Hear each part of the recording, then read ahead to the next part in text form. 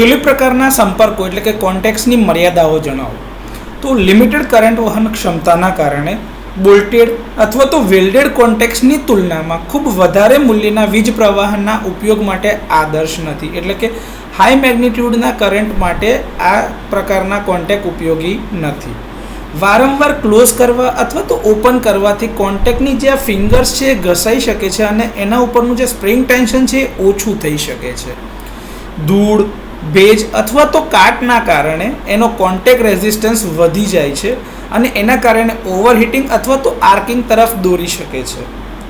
ખાસ કરીને ઉચ્ચ વોલ્ટેજ અથવા તો વેક્યુમ એપ્લિકેશન માટે ચોક્કસ ઉત્પાદન અને ગોઠવણી એટલે કે અરેન્જમેન્ટની જરૂરિયાત હોય છે.